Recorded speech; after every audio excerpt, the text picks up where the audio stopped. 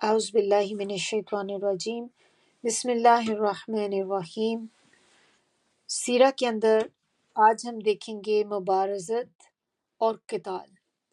ہم نے پچھلی دفعہ جو پڑھا تھا اس میں ہم نے دیکھا تھا کہ جب فیصلے کی بات ہو رہی تھی کہ ابو جہل نے بھی اللہ سے فیصلے کی دعا کی اور اس نے کہا کہ اے اللہ، ہم میں سے جو فریق بھی قرابت کو زیادہ کاٹنے والا اور غلط حرکتیں کرنے والا ہے اسے آج توڑ دے۔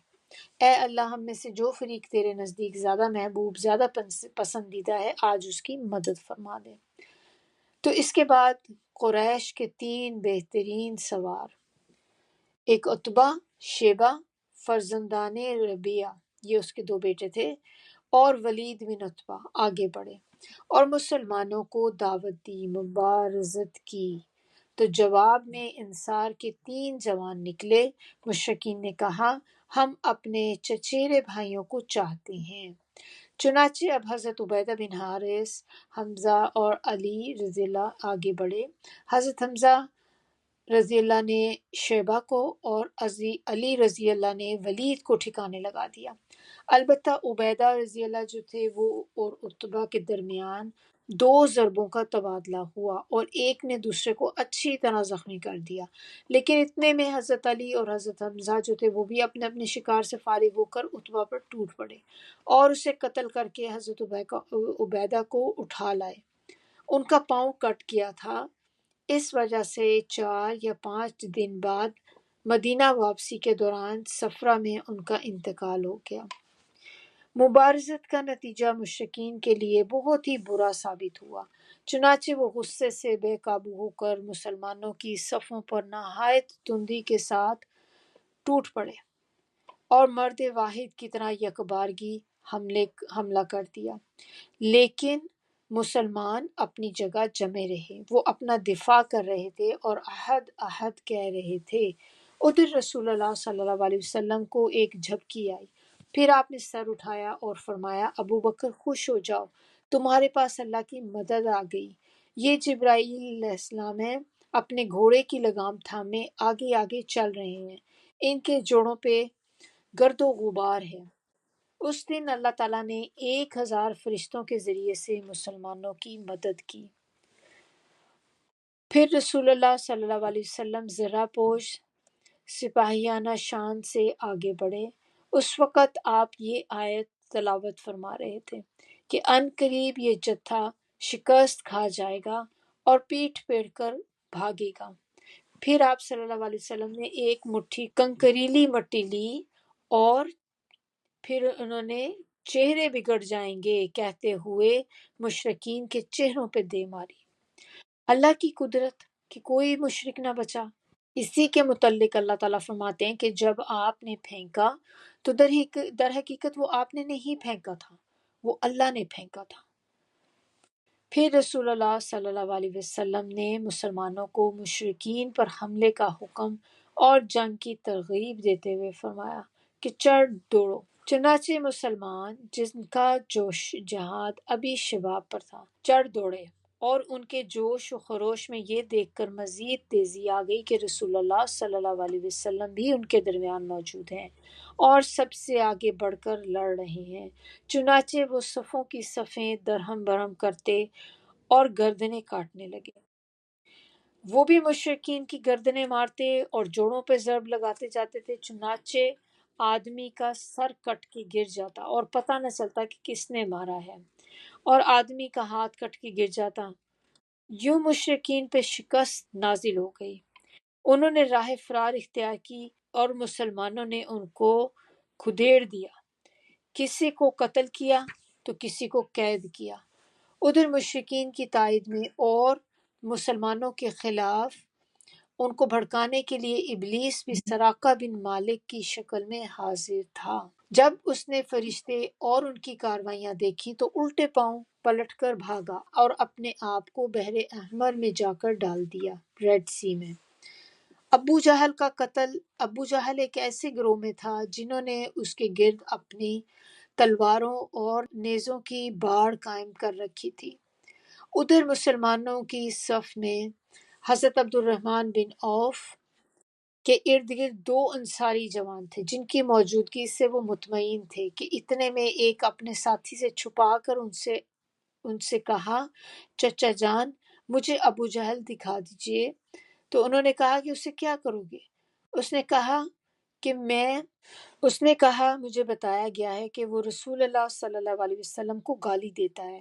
اس ذات کی قسم جس کے ہاتھ میں میری جان ہے، اگر میں نے اس کو دیکھ لیا تو میرا وجود اس کے وجود سے جدا نہ ہوگا، یہاں تک کہ ہم میں سے جس کی موت پہلے ہو وہ مر جائے۔ اتنے میں دوسرے نے بھی یہی بات کی۔ اس کے بعد جب صفیں پھٹ گئیں تو عبد الرحمن بن عوف نے دیکھا کہ ابو جہل چکر کاٹ رہا ہے۔ انہوں نے دونوں کو اسے دکھلایا۔ وہ دونوں ابو جہل پہ جھپٹ پڑے اور تلوار مار کر اسے قتل کر دیا۔ ایک نے پنڈلی پر ضرب لگائی اور اس کا پاؤں یوں اڑ گیا جیسے موصل کی مار پڑنے پر گٹھلی اڑ جاتی ہے، اور دوسرے نے بری طرح زخمی کر دیا اور اس حال میں چھوڑا کہ صرف سانس آ جا رہی تھی۔ اس کے بعد دونوں رسول اللہ صلی اللہ علیہ وسلم کے پاس آئے۔ دونوں کا دعویٰ تھا کہ میں نے قتل کیا ہے۔ تو آپ نے تلواریں دیکھیں اور فرمایا کہ تم دونوں نے قتل کیا ہے۔ یہ دونوں جوان افرا کے صاحبزادے معاذ اور معوذ تھے۔ معوذ تو اسی غزوے میں شہید ہو گئے، البتہ معاذ رضی اللہ حضرت عثمان رضی اللہ کے دور خلافت تک زندہ رہے۔ رسول اللہ صلی اللہ علیہ وسلم نے انہی کو ابو جہل کا سامان دیا۔ معرکہ ختم ہوا تو لوگ ابو جہل کی تلاش میں نکلے۔ حضرت عبداللہ بن مسعود نے اسے پا لیا۔ ابھی اس کی سانسیں آ جا رہی تھیں، انہوں نے اس کی گردن پہ پاؤں رکھا اور سر کاٹنے کے لیے داڑھی پکڑی ان کی اور فرمایا کہ اے اللہ کے دشمن، آخر اللہ نے تجھے رسوا کیا نا؟ تو اس نے کہا مجھے کاہے کو رسوا کیا؟ کیا جس شخص کو تم لوگوں نے قتل کیا ہے اس سے اوپر بھی کوئی آدمی ہے؟ پھر بولا کہ کاش مجھے کسانوں کی بجائے کسی اور نے قتل کیا ہوتا۔ اس کے بعد کہنے لگا مجھے بتاؤ آج فتح کس کی ہوئی؟ حضرت عبداللہ بن مسعود نے کہا اللہ اور اس کے رسول صلی اللہ علیہ وسلم کی۔ ابو جہل نے کہا او بکریوں کے چرواہے، تو بڑی مشکل جگہ پر چڑھ گیا ہے۔ اس کے بعد حضرت عبداللہ بن مسعود رضی اللہ نے اس کا سر کاٹ لیا اور خدمت نبوی میں حاضر کیا۔ آپ صلی اللہ علیہ وسلم نے فرمایا اللہ سب سے بڑا ہے، تمام تعریف اللہ کے لیے ہے جس نے اپنا وعدہ سچ کر دکھلایا، اپنے بندوں کی مدد فرمائی اور تنہا سارے گروہوں کو شکست دی۔ یہ اس امت کا فرعون ہے۔ یہ امپورٹنٹ چیز ہے کہ آپ کو پتہ ہونا چاہیے کہ اگر آپ کو کہا جائے کہ اس امت کا فرعون کون تھا تو وہ کون تھا بندہ۔ اب آتا ہے یوم الفرقان، یعنی کہ فیصلے کا دن۔ اب یہ مارکہ کفر اور ایمان کا مارکہ تھا۔ اس میں آدمی نے اپنے چچا سے، باپ نے اپنے بیٹے سے، بھائی نے اپنے بھائی سے اور قرابت دار نے اپنے قریب ترین لوگوں سے جنگ کی۔ حضرت عمر رضی اللہ نے اپنے ماموں عاص بن ہشام کو قتل کیا۔ حضرت ابوبکر رضی اللہ نے اپنے بیٹے عبد الرحمن کا مقابلہ کیا اور مسلمانوں نے نبی صلی اللہ علیہ وسلم کے چچا حضرت عباس رضی اللہ کو قید کیا۔ یوں قرابت کے تعلقات کٹ گئے۔ اللہ نے کلمہ ایمان کو کلمہ کفر پر بلندی عطا کی اور حق کو باطل سے جدا کر دیا۔ اسی لیے اس دن یعنی کہ 17 رمضان کو اس کا نام یوم الفرقان پڑ گیا۔ فریقین کے مقتولین، اس مارکے میں 14 مسلمان شہید ہوئے، 6 مہاجرین اور 8 انصار۔ انہیں میدان بدر ہی میں سپرد خاک کر دیا گیا۔ ان کی قبریں اب بھی معروف ہیں، اور مشرکین کے 70 کے قریب لوگ مارے گئے تھے اور 70 ہی قید ہوئے تھے۔ مرنے والوں میں زیادہ تر لوگ جو تھے وہ ان کے سربراہ تھے، یعنی کہ ان کے سردار آپ کہہ لیں۔ 24 سرداروں کے لاشیں کھینچ کر بدر کے ایک گندے اور ناپاک کنویں میں پھینک دیے گئے۔ رسول اللہ صلی اللہ علیہ وسلم نے 3 روز بدر میں قیام فرمایا۔ اس کے بعد جب واپسی کے لیے تیار ہوئے تو اس کنویں کی منڈیر پر آ کر کھڑے ہو گئے اور ان سرداروں کا نام لے لے کر پکارا، اے فلاں کے بیٹے فلاں اور اے فلاں کے بیٹے فلاں، کیا تمہیں یہ بات اچھی لگتی ہے کہ تم نے اللہ اور اس کے رسول کی اطاعت کی ہوتی، کیونکہ ہم سے ہمارے رب نے جو وعدہ کیا تھا اسے ہم نے برحق پایا۔ تو کیا تم سے تمہارے رب نے جو وعدہ کیا تھا اسے تم نے برحق پایا؟ حضرت عمر رضی اللہ نے کہا کہ اللہ کے رسول صلی اللہ علیہ وسلم، آپ ایسے جسموں سے کیا باتیں کر رہے ہیں جن میں روح ہی نہیں ہے؟ تو آپ صلی اللہ علیہ وسلم نے فرمایا، میں جو کچھ کہہ رہا ہوں اسے تم لوگ ان سے زیادہ نہیں سن رہے، لیکن یہ لوگ جواب نہیں دے سکتے۔ مکے میں شکست کی خبر بھاگنے والے مشرکین کے ذریعے سے پہنچی، جس سے انہیں بڑی ذلت اور سیاہی محسوس ہوئی، حتیٰ کہ انہوں نے مقتولین پر نوحہ گری سے روک دیا تاکہ مسلمان خوش نہ ہوں۔ لطف تو یہ ہوا کہ اسود بن مطلب کے 3 بیٹے مارے گئے، ان پر وہ نوحہ کرنا چاہتا تھا۔ نوحہ کیا ہوتا ہے؟ وہ جیسے ہوتا ہے نا، اپنے آپ کو مارنا، پیٹنا، اونچی اونچی رونا، وہ کرنا چاہتا تھا۔ اس نے ایک رات ایک نوحہ کرنے والی عورت کی آواز سنی تو سمجھا کہ شاید اجازت مل گئی۔ اس نے جھٹ اپنے غلام کو حقیقت معلوم کرنے کے لیے بھیجا۔ اس نے واپس آ کے بتایا کہ یہ عورت تو اپنے ایک گمشدہ اونٹ پہ رو رہی ہے۔ تو اسود یہ سن کر اپنے آپ پر قابو نہ رکھ سکا اور بے اختیار پکار اٹھا کہ کیا وہ اس بات پہ روتی ہے کہ اس کا اونٹ غائب ہو گیا اور اس پر بے خوابی نے اس کی نیند حرام کر رکھی ہے؟ تو اونٹ پر نہ رو، بلکہ بدر پر رو جہاں قسمتیں پھوٹ گئیں۔ مزید چند اشعار کہے جن میں اپنے بیٹوں پر اس نے آہو فضا کی۔ ادھر اہل مدینہ کی خوشخبری کے لیے رسول اللہ صلی اللہ علیہ وسلم نے 2 قاصد روانہ کیے، ایک عبداللہ بن رواحہ رضی اللہ بالائی مدینہ کی طرف اور دوسرے زید بن حارثہ زیری مدینہ کی طرف۔ اس دوران میں یہود نے جھوٹے پروپیگنڈے کر کے مدینے میں ہلچل مچا رکھی تھی، اس لیے جب فتح کی خبر پہنچی کہ فتح ہو گیا تو ہر طرف مسرت اور شادمانی کی لہر دوڑ گئی۔ مدینے کے در و بام تہلیل و تکبیر کے ساتھ، کناروں کے ساتھ گونج اٹھے۔ مسلمان رسول اللہ صلی اللہ علیہ وسلم کو مبارکباد دینے کے لیے بدر کے راستے میں نکل پڑے۔ تو رسول اللہ صلی اللہ علیہ وسلم نصرت الہی کا تاج پہنے مدینہ کے لیے روانہ ہوئے۔ آپ کے ساتھ مال غنیمت اور قیدی بھی تھے۔ وادی صفرا کے قریب پہنچے تو تقسیم غنیمت کا حکم نازل ہوا، چنانچہ آپ نے خمس نکال کر باقی مال غنیمت غازیوں پر تقسیم فرما دیا۔ پھر وادی صفرا پہنچ کر نضر بن حارث کو قتل کرنے کا حکم دیا اور حضرت علی بن ابو طالب نے اس کی گردن اڑا دی۔ اس کے بعد ارکل زبیہ پہنچے تو عقبہ بن ابی معیط کو قتل کرنے کا حکم دیا اور حضرت عاصم بن ثابت انصاری نے، اور کہا جاتا ہے کہ حضرت علی ابو طالب نے ان کی گردن مار دی۔ وہ سربراہ آوردہ مسلمان جو رسول اللہ صلی اللہ علیہ وسلم کو مبارکباد دینے کے لیے نکلے تھے، ان کی مقام روحہ میں آپ صلی اللہ علیہ وسلم سے ملاقات ہوئی اور وہاں سے مدینہ تک انہوں نے آپ صلی اللہ علیہ وسلم کی رفاقت قیادت میں سفر طے کیا۔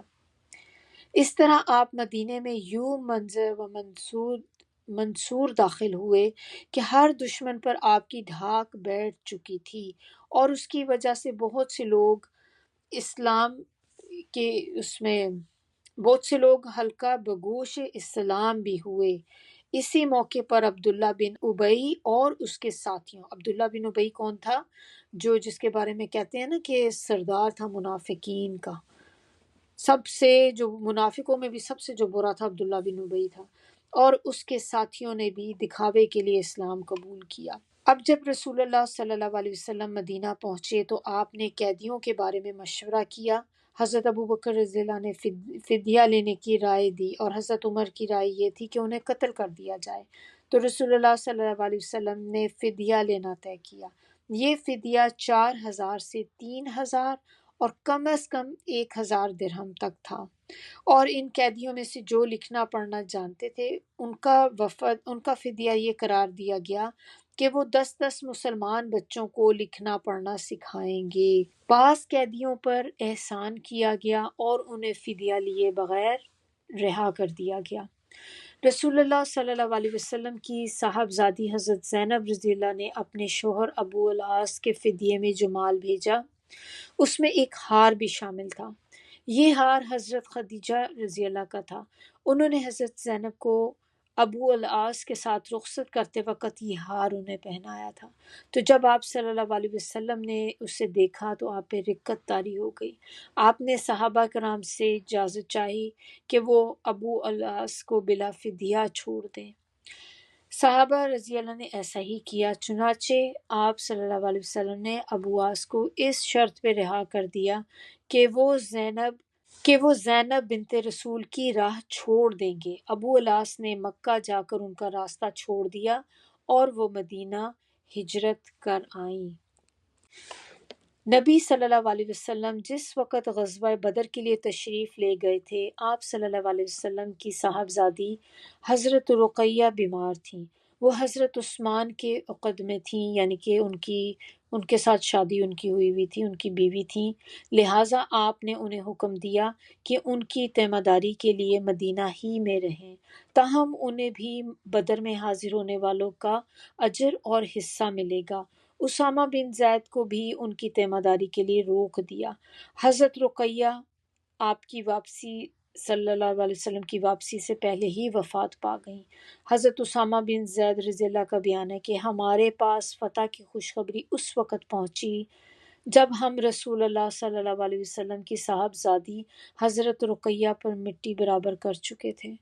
آپ دیکھیں کہ ابھی نبی صلی اللہ علیہ وسلم وہاں پہ آئے بھی نہیں تھے اور انہوں نے ان کا نماز جنازہ بھی کر دیا، ان کو قبر میں بھی ڈال دیا، ان کو تبھی تو مٹی ڈالی نا اوپر۔ تو اب آپ دیکھیں کہ اس سے کیا بات پتہ چلتی ہے کہ جب بھی کوئی ڈیتھ ہوتی ہے تو اس کو جلد از جلد دفنا دینا چاہیے، اس کو روکے نہیں رکھنا چاہیے کہ سارے خاندان کو پہلے اکٹھا کریں، سارے آئیں گے تو ہی اس کو دفنایا جائے گا۔ یہاں پہ دیکھیں وہ ہیں بھی کون؟ رسول اللہ، اور وہ ان کی بیٹی کی بات ہو رہی ہے کہ بیٹی کی ڈیتھ ہوئی ہے تو باپ ابھی آئے بھی نہیں، اور پہلے ہی انہوں نے ان کی جو تھی سب کچھ تدفین وغیرہ سب کچھ کر دیا۔ اور جب رسول اللہ صلی اللہ علیہ وسلم مدینہ پہنچ کر مطمئن ہو چکے تو آپ صلی اللہ علیہ وسلم نے اپنی دوسری صاحبزادی حضرت ام کلثوم کی شادی حضرت عثمان سے کر دی۔ اسی لیے حضرت عثمان رضی اللہ کو دو نور والے ان کو کہا جاتا ہے۔ حضرت ام کلثوم نے ان کے عقد میں رہتے ہوئے شعبان 9 ہجری میں وفات پائی اور جنت البقیع میں دفن ہوئی۔ سبحانک اللہم و بحمدک، نشہد ان لا الہ الا انت، نستغفرک و نتوب الیک۔